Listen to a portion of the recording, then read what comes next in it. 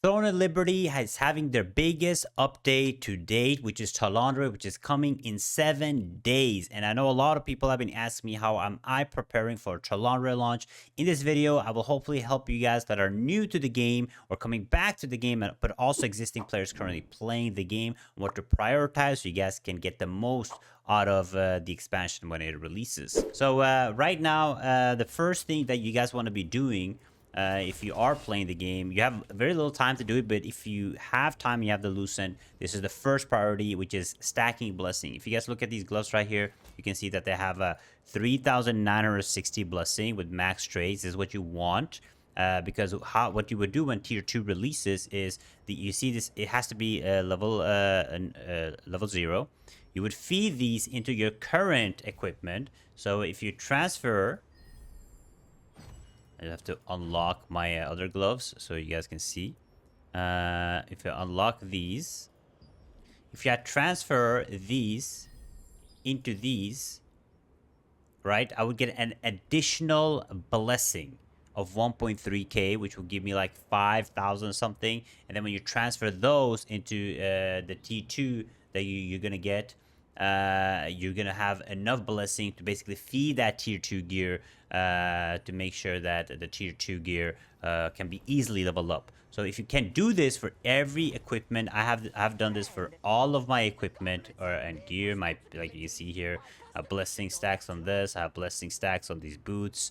So if you can afford to do it, definitely do it. If you need a quick guide on how to do this, probably 100 guides up there, but I'm going to make it an easy one. When you have an item, all you have to do is just feed it blue traits as much as you guys can. So if you have, for example, this bracelet right here, you can see that I'm blessing stack this right now. You look for health regen, blue health regen items for necklace, and then you just feed it until you get high enough level. Make sure you go for the 10 lucent ones. Don't make it expensive, and when it's at 3,960 you can stop and don't level it up until T2. The second thing, which is very easy to do, but you guys should be doing if you guys haven't, it's not much, but at least it's a little bit, which is the new NPC. You can actually trade your world boss coins or your event coins. So if you go to Melissa right here, you should be buying out this thing right here. So polished crystals, buy them out with the special resistant metals because you will need a bunch of them. You can also buy out training dues if you're not level 20 on weapons yet. You can do this weekly, so make sure you guys do that. The other thing that some people have been slacking on doing, which is, in my opinion, is going to be the biggest way to make Lucent in T2, is stacking epic gear. Look at this. You see all of this gear, not only all of this gear that you guys see here. I also have these bags. So I have 47 of these, have this. I'm also saving my contracts because I'm going to dissolve them for T2 contracts later. But basically, the new material transmutation is going to be T2 gear, and it's going to be insane if you can get in those rare accessories from the material transmutation. You can make insane amount of lucent. So if you guys haven't, try to stack some epic gear. You can run contracts or whatever, run your dungeons, save your epic gear, because you can make a bunch of lucent very early on T2 release. So a bunch of people are doing it. And like I just mentioned, try to save your contracts too, because you can dissolve these contracts and they can use this for need T2 contracts when the T2 releases. Next thing is quest log, guys. Make sure you guys start building some gear, or look at some guides for gear on what you should build, because it will be much easier to know which piece that you should be upgrading. Because remember, like I showed you with the blessing stack, if you are blessing stacking, you want to make sure you don't waste it on T2 gear you're not going to be actually wearing and using, right? So use the quest log and make a good build, or look for builds that might work for your class. I'll make a more of a guide on what builds or what you guys should be looking for in T2, like evasion wise or endurance wise or stat wise. What's going to be really important to look for going into T2. Next up is make an alt, guys. If you guys have the time it will be a huge boost for you. I mean, the alt has to be high enough level to enter the T2 dungeons, but if you have an extra alt and you can run guild bosses with them or T2 dungeons with them, you can actually sell those items and make a bunch of lucen. Lucen is going to be extremely important. A lot of people, if price is going to be extremely inflated. I'm not going to run an alt. I'm not going to play an alt. I never played an alt, but it's just a tip for people that have extra time and have it to put into the game. Make an alt, you will make a way more lucent, because that will be the way to make getting gearing more effective. The next up is start stacking, guys. It's about time now. Abyssal contracts, tokens, start stacking them, because you're going to be using this. In the new version, from what I heard in T2 Talandre, getting mastery for your weapons will be much faster. So stack 40,000. I have these. I'm gonna be start stacking to 40,000 before Talandre, and I also have all of these saved up. So I'm gonna be using them during Talandre. Same with your daily resistant contracts that you do. Make sure they are already at 59 before going to Talandre. That will give them what is it, 69 before Talandre, because, and then I also have extra resistant contracts, which I can look at here. Where is it? I have extra resistant contracts just saved up because I'm going to be using it, because the new resistant contracts gives you actually double the dues that you get now, so you get more weapon mastery XP. Because let's be real, you guys want to you want to have level 20 weapons. I have, you guys can see here, I have 2 level 20 weapons right now. You want to have more level 20 weapons.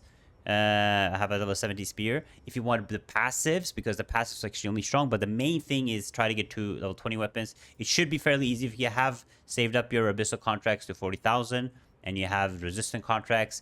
You should be leveling up those weapons pretty fast. So make sure you guys prepare for that before Talandre. Now, these are like the things that I would want you guys to prepare. Now, going more deep dive into it, I can show you guys what I have been preparing for Talandre. And it's, of course, going to be trait unlock stones. You will need a bunch of them. Trait extraction stones. And you will need, where's this one right here. Enchanted ink. You will need a bunch of enchanted ink and extraction stones to extract T2 traits. So very important to stack those. Materials, of course, is going to be important, but where's the other thing? The polished crystals. I have 3,000. I have 4,000.